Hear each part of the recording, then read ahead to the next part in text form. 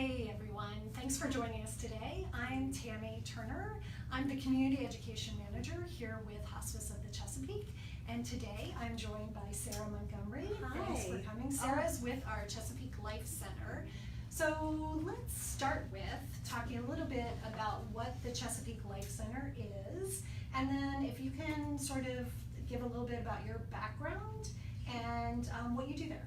Thank you, Tammy. It's Sure. so great to be here. It's a pleasure.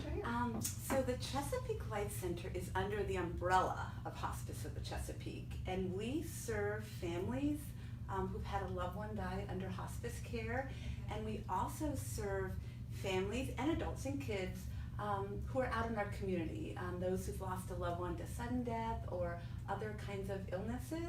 So in a way, I see us a little bit like a community mental health center for grief and traumatic loss. Okay. And we try to serve and really kind of bend our programs to really accommodate the needs of the community, both in Anne Arundel and PG counties. Awesome, to meet people where they are and provide that support Exactly. for them. Awesome. So, and we'll talk a little bit more later, but individual support, family support, and lots of groups and programs as well. Okay, so what's your title? And then if you can share a little bit about your background. Sure. I'm Sarah Montgomery. Again, I'm a clinical social worker, and I'm the coordinator of children and family programs here at Chesapeake Life Center. Okay. And so it sounds like a big title, but it's really just a way of helping serve the kids and families. So I both see kids and families directly, but I also help coordinate the programs.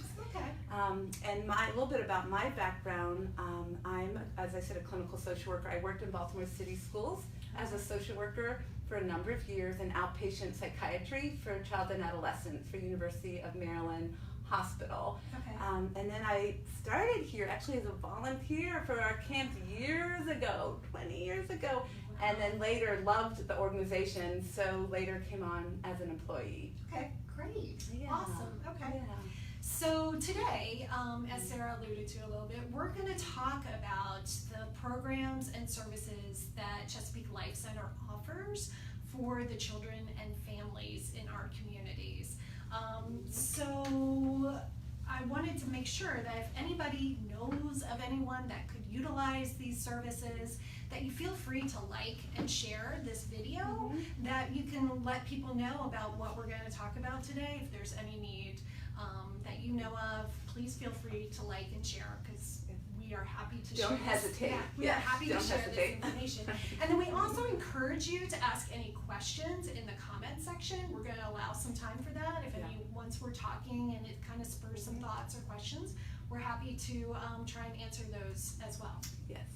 So, Sarah, let's start with talking about how adults and children differ in how they experience, process grief. Yeah. So adults can mostly kind of pick up grief and hold it for a while. Often when we're meeting with adults, it's a 60-minute session or a 50-minute session. Kids go in and out of grief. And so if a parent, for instance, is sharing a loss at home, their kid may listen for a moment and then say, I want to run out and play outside, or I want to play with my doll, or let's go, throw the football around. And that's very normal. It's actually very healthy. They pick it up and put it down and pick it up, because if they just picked it up and held it, the enormity of grief, they'd be a puddle. So they go in and out. But we do get questions from parents and caregivers about, is this normal? And it's absolutely, and it's actually quite healthy. Yeah, I would think as a parent that would be sort of a, surprise. I wouldn't expect that, like just to kind of do that in and out and put it down, like you said. I would think that would be.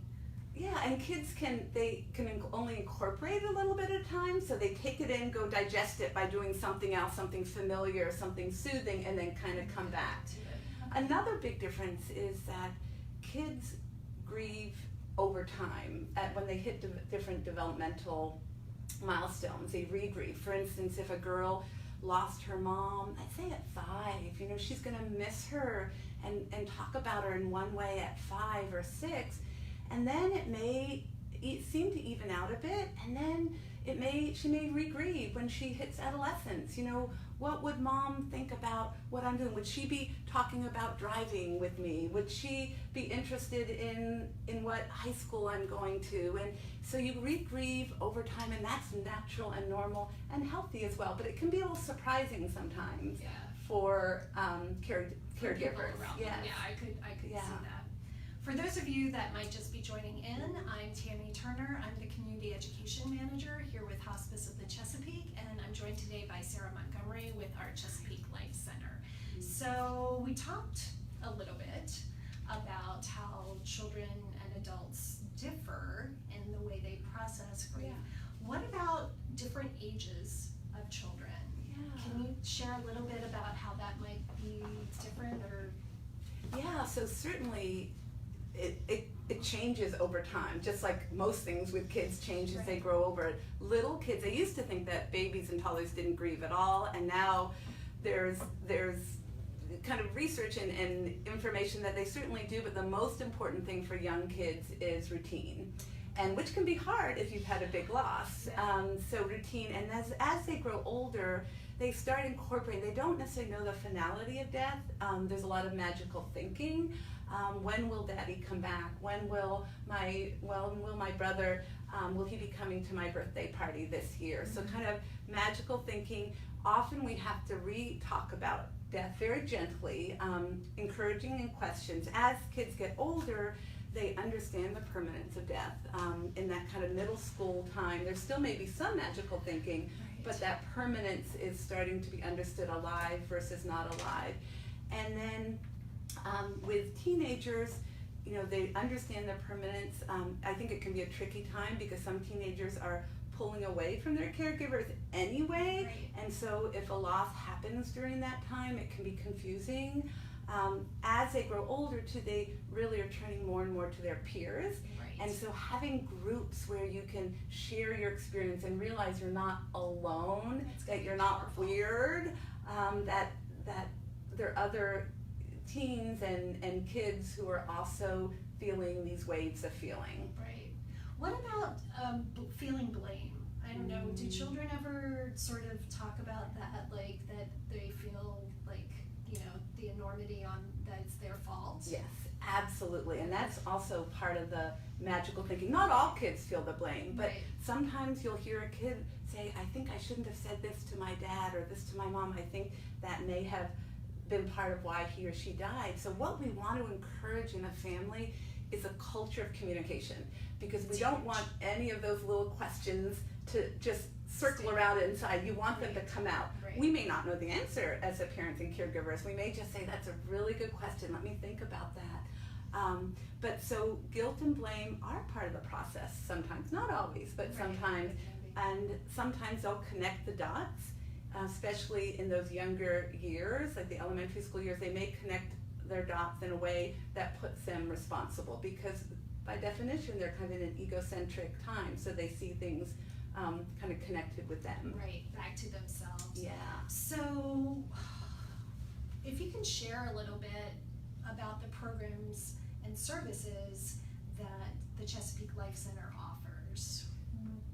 Just if you can touch on a few, I think that would be really helpful for folks. So we have programs for all ages, for six and up. So we have a lot of adult programs, and I'm not sure we'll go into detail there, but a lot of support groups for spouses. We have suicide loss support group, overdose loss support group, child loss support group, but then we have a lot of programs really focused on kids and teens as well. So we have a Stepping Stones program for mostly elementary school kids from 6 to 12, and it meets one Saturday morning, and they make pancakes, and we really, by design, pair fun and lightness with the solemnity, the heaviness of the grief, because if not, kids would never want to come back. Correct. We've had a teen group for quite a long time, Phoenix, bringing teenagers together from our community to share.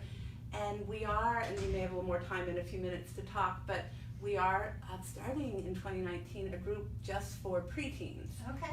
For that in-between group. And we will have a cool name for it once the preteens decide on the name. We're going to let the group decide.